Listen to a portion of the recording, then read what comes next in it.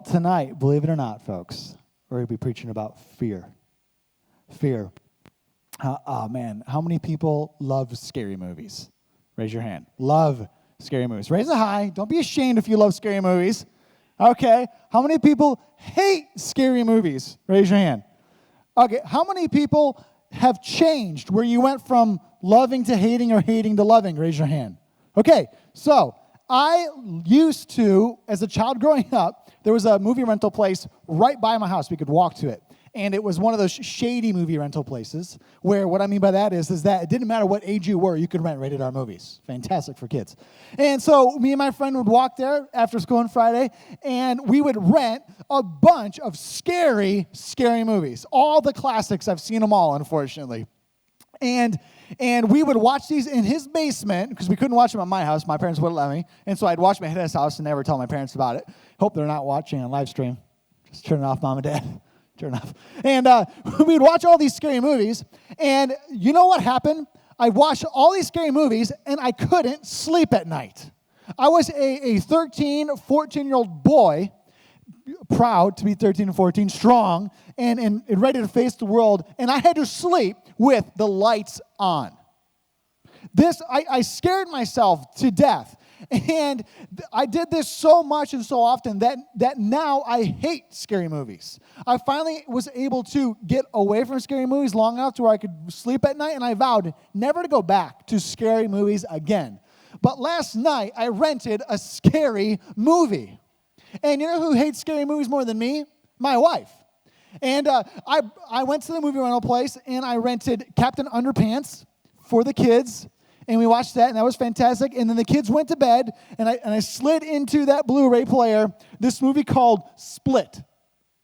Now, I don't know if anybody's seen this movie. It's scary. It's a very scary movie. And we watch this movie, and it gets done, and it ends, and it's like time to go to bed.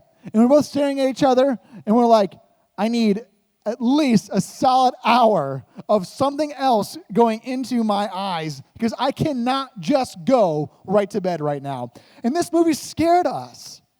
It put fear in us. You know what I notice when your fear is in your heart, in your life, you know what you do? You do a few funny things. You look over your shoulder.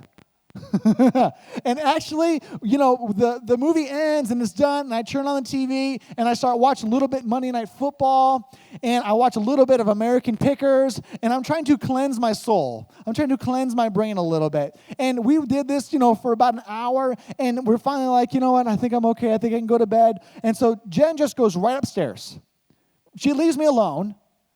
And I have to turn off all the lights. I've got to put the dog away. I've got to make sure all the doors are locked, all the windows. And I finally get the last light off, and I start walking towards the stairway, and I'm like looking over my shoulder. Because I'm scared. Fear will cause you to look over your shoulder. Fear will cause you to see things that aren't really there. You'll be able to see things that aren't really there. Have you ever done that to yourself where you're like, you thought you saw something, you were convinced you saw something, you were convinced you heard something? How many people were sleeping in their house, and in the middle of the night, you swear that you heard your door open and shut? Raise your hand. I've had that too. What is that? What is that? Is the door really opening and shut, and the guy just decided not to rob you and kill you? I don't know what's going on there. But I tell you not, I kid you not, many times I've heard my back sliding glass door slide shut. What's up with that? It scares me half to death. You know, fear will cause you to live a life less than your potential. Live a life less than your potential. You know, Scripture talks about how Jesus wants to give you a sound sleep, great rest. You know, Scripture talks about this a lot. Peace and rest and a sound mind.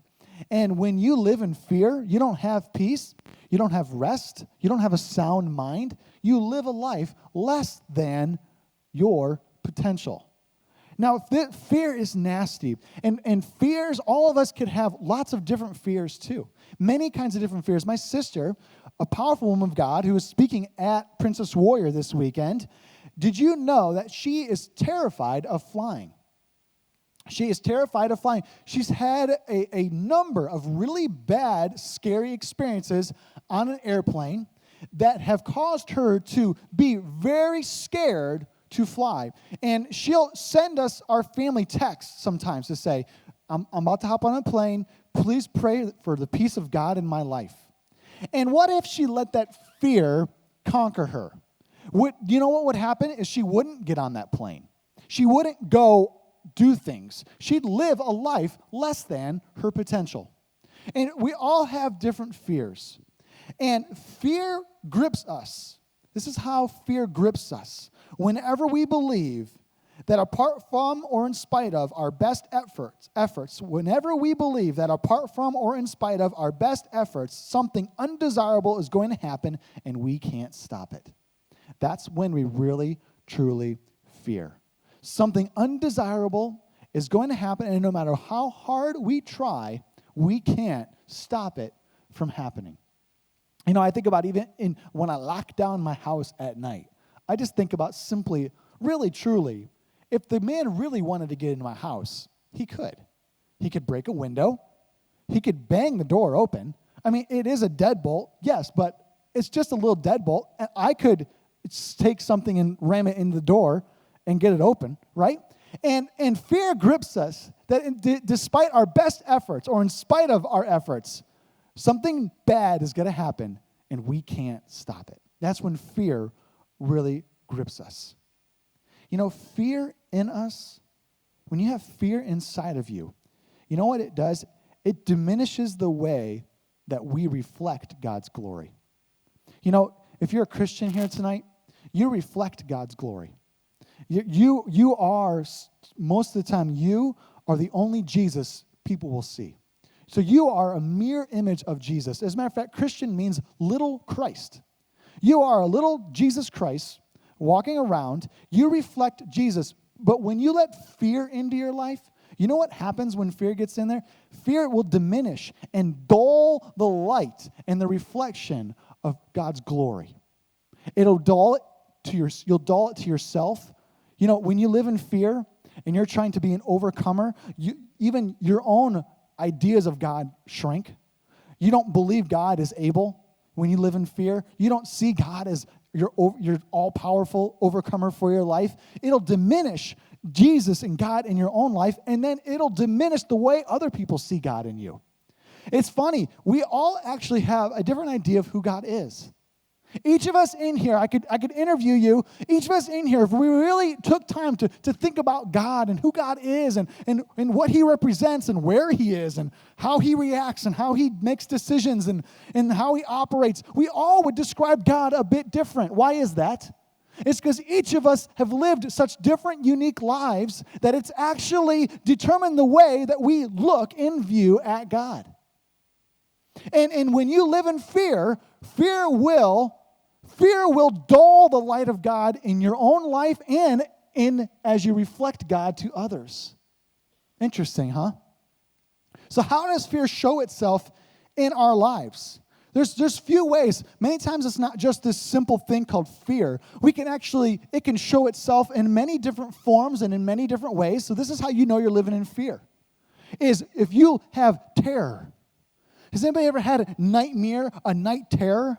Oh, I've had that. I've woke up sweaty and scared and nervous and thinking, I can't recover from that night terror that I had, that nightmare that I had. I need time to recover from that. It can reflect itself in your life with anxiety.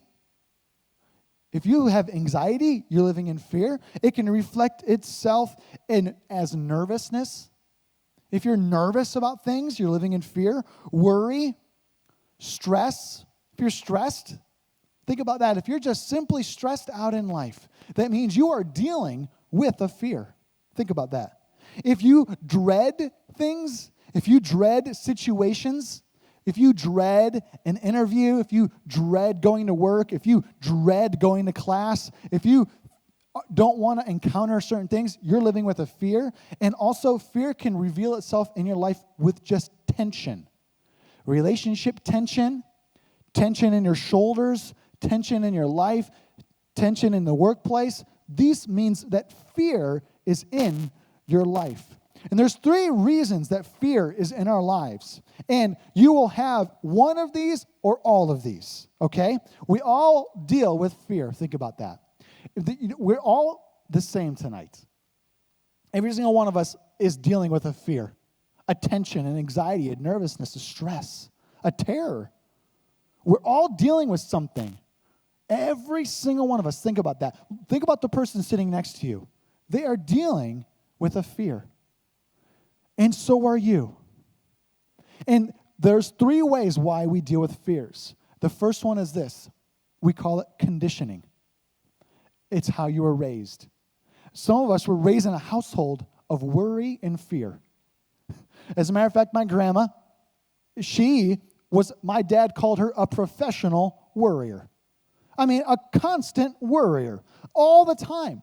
And some of us were raised in homes like this. We were conditioned, raised to live in fear. Our mom and dad would not let us go on the sidewalk even outside of on our yard, right? Stay in the grass. Don't go on the sidewalk. Don't go on the street.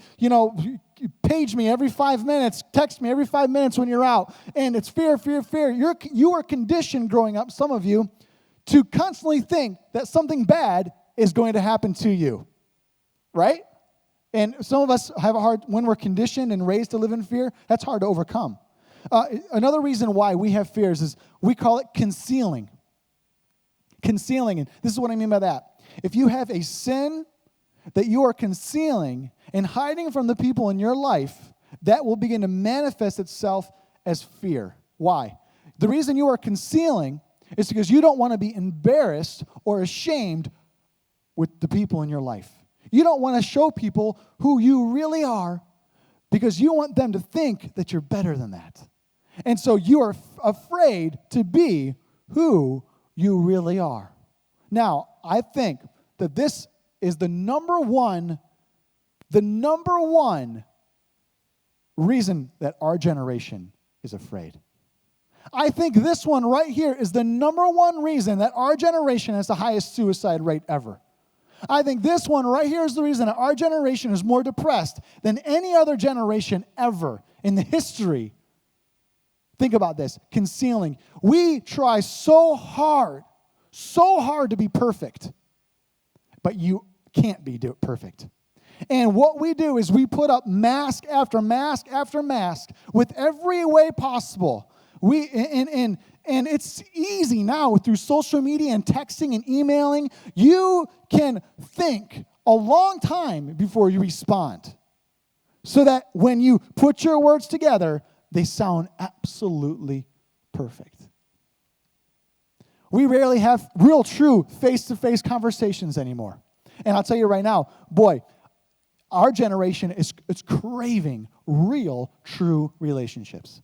I mean, I'm craving it. It is what you are lacking that you might not even have realized right now. If you're depressed, anxious, stressed, it's mostly because you really, truly don't have somebody that loves who you are and all your mistakes and all your flaws and all your fears. You've never truly confessed to somebody who you really are, who your darkest and deepest secrets are. You've never told anybody, and that is killing you on the inside and is causing you to not live at your full potential.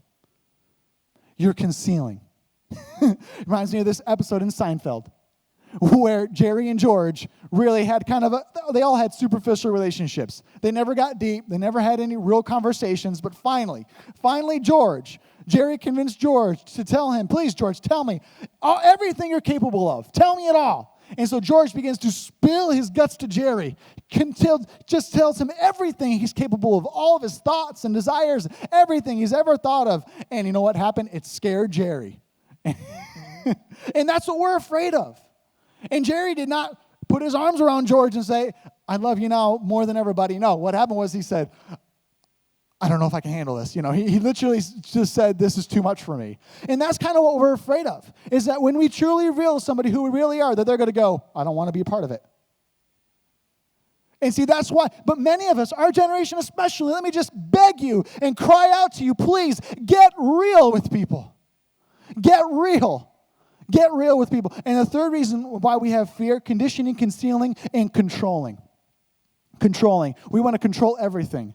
And if you live long enough, you realize you cannot control every conversation, every relationship, every decision that people make in your life. People will leave your life. People will hurt you. People will decide that they don't want to be your friend anymore. People will leave your workplace that you don't want to leave. People will move out of the state that you don't want to move out of the state. Your life, your relationships will shift and change. And if you're a control freak, I won't make you raise your hand if you are, but all this, people who really, really, really want to control everything that happens, they live in a tremendous fear.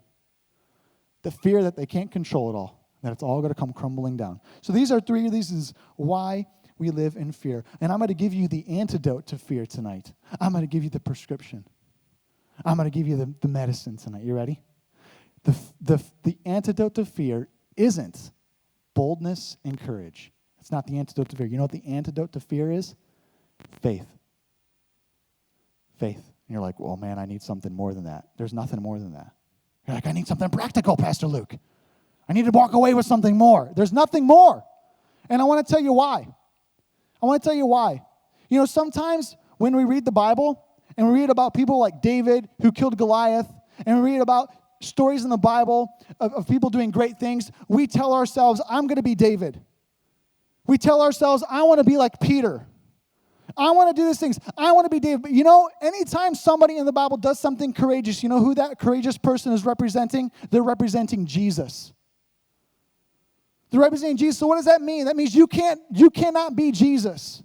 So don't put yourself in David's shoes. Say, David was representing Jesus. So what does that mean for me? I don't need to be bold. I don't need to be courageous. I just need to have faith that Jesus is defeating my enemies for me. See, sometimes we get confused, and we're like, I just need to be more bold.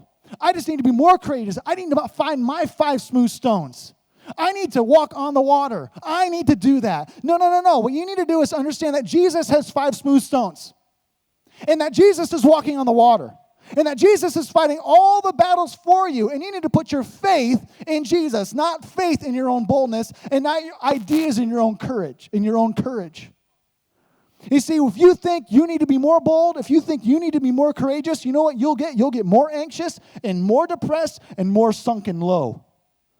But when you realize, I just need to put my faith in Jesus and he's going to take care of it for me, that takes all the weight off your shoulders and it puts your faith in the right road, down the right lane. You need to have faith.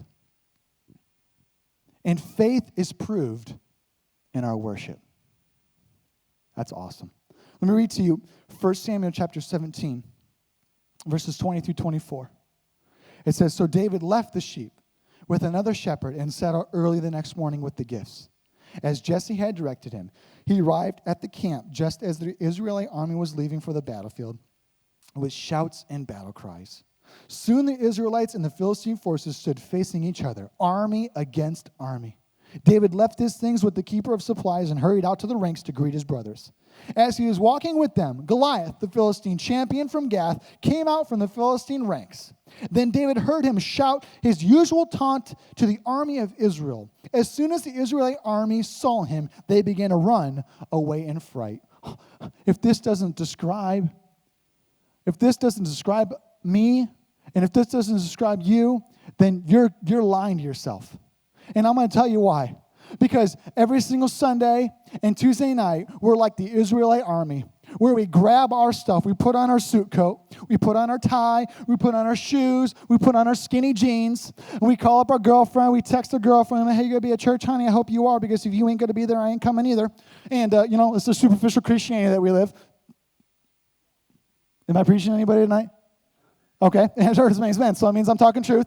And we finally make it to church because everything lined up perfectly. We look good, and we're worshiping Jesus, and the worship was awesome, and the pastor preached a great message, and we leave that place, and we're like the Israelite army. We all got all lined up.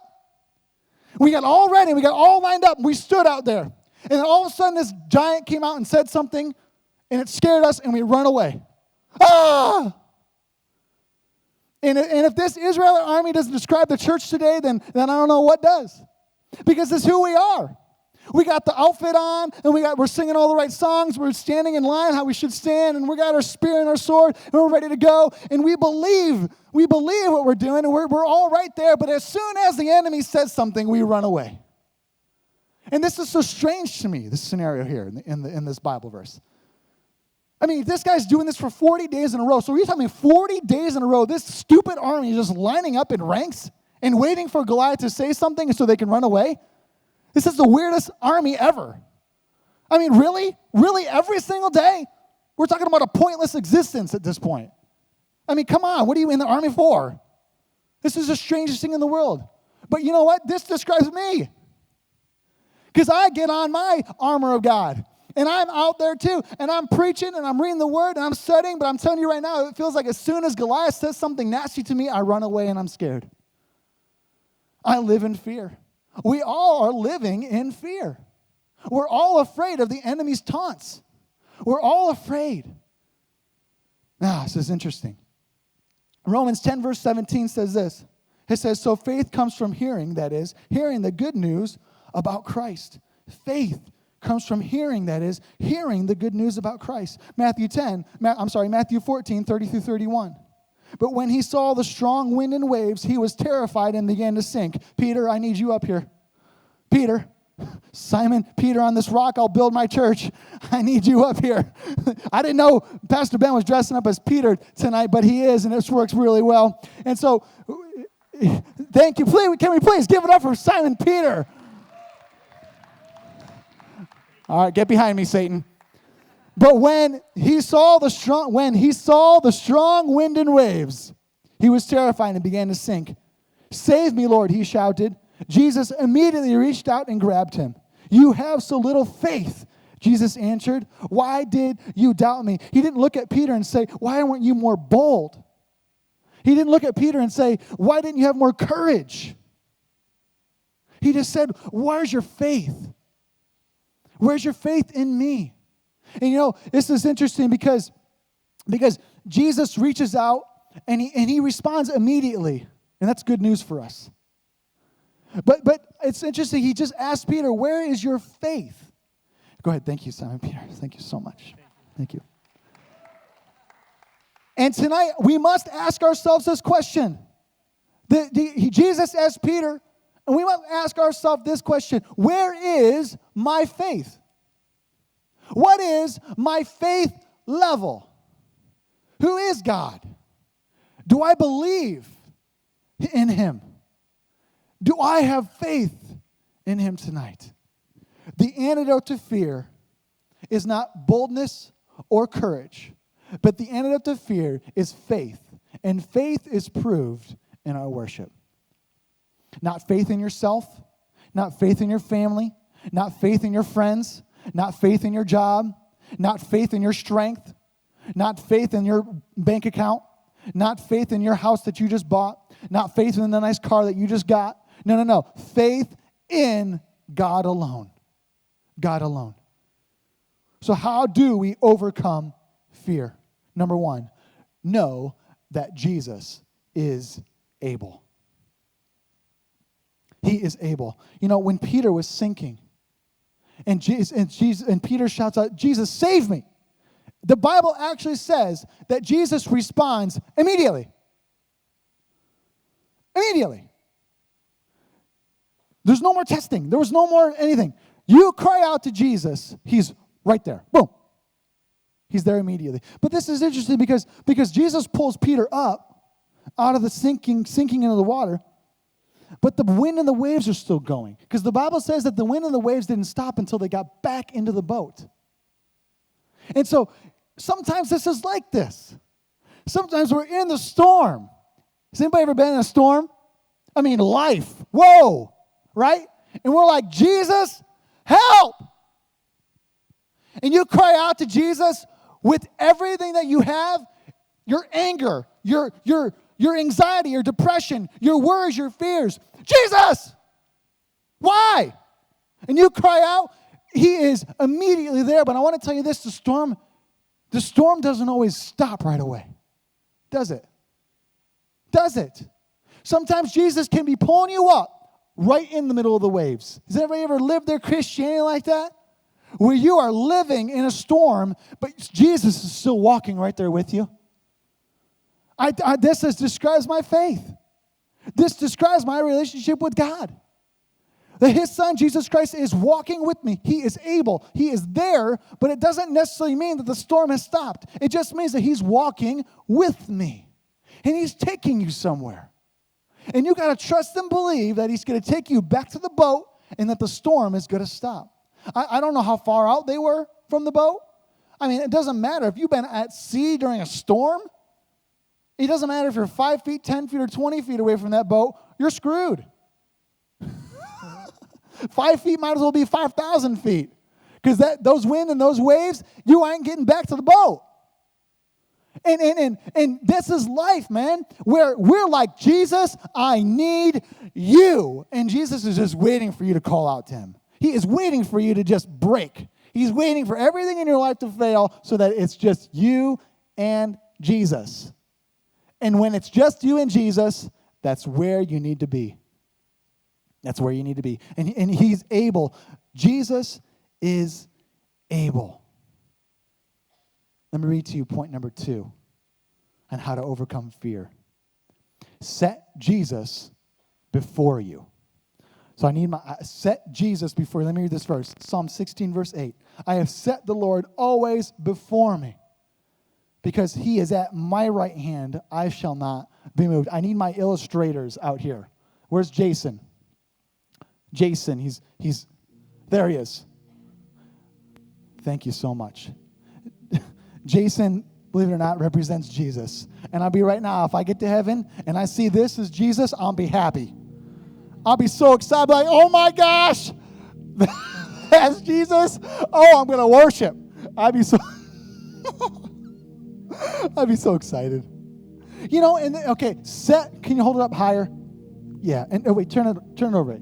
Hold it long ways like a hot dog, not a hamburger. Let go. Hold that edge right there. Drop that. Awesome. Oh, he's got it. So I can't see. Come over to me, closer to me, Jesus. Thank you. Just like that. Closer. Okay, right there.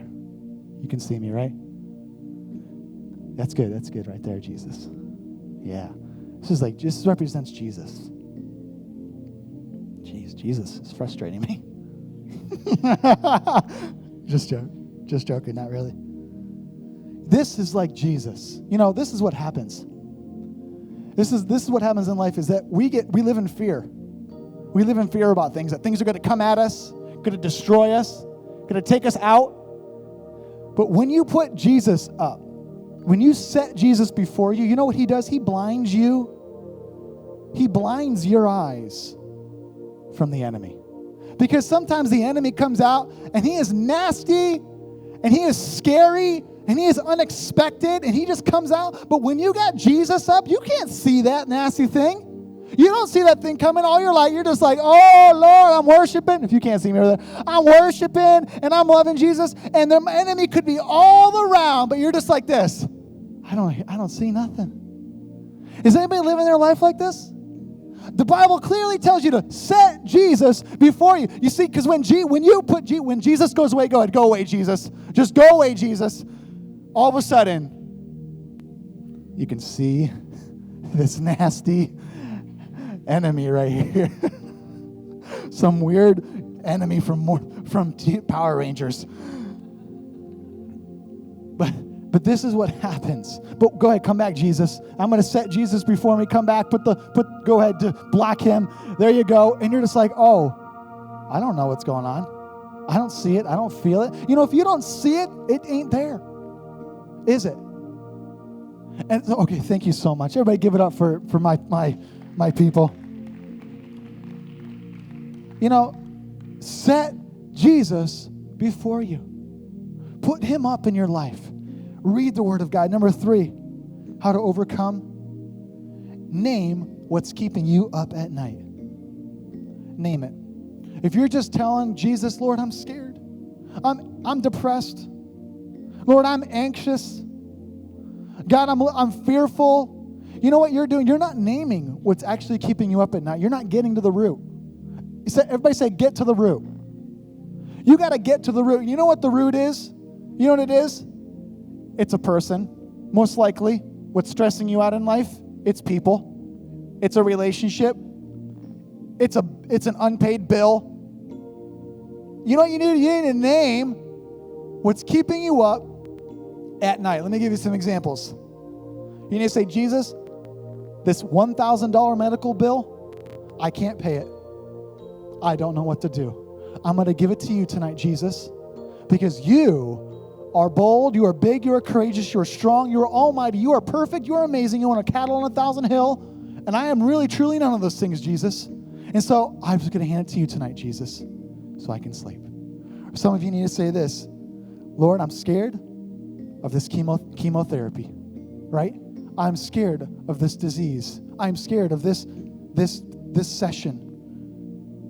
Lord, I'm mad about my work because Bill got promoted and I should have got promoted.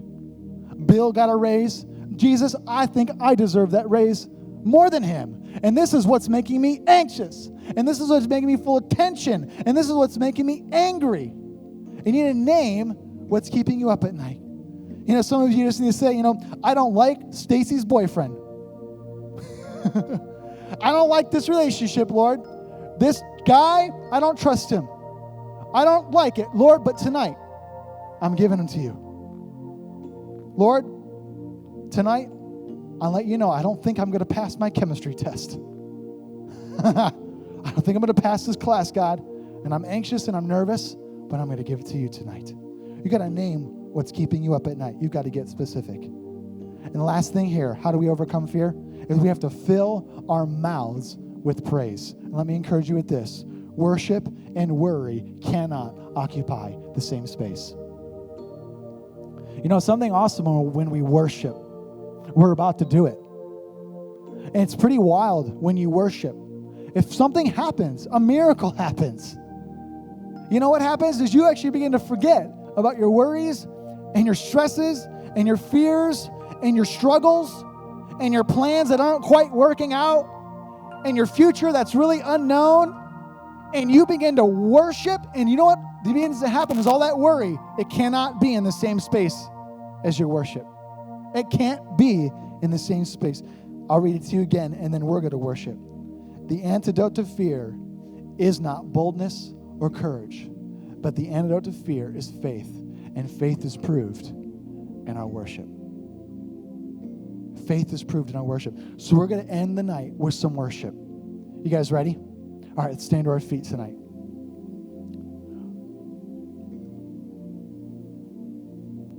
And I'm going to pray as we worship that your worries, it cannot occupy the same space as your worship. And so you need to replace your worry with worship tonight. Your fears with faith. Amen? Let's worship.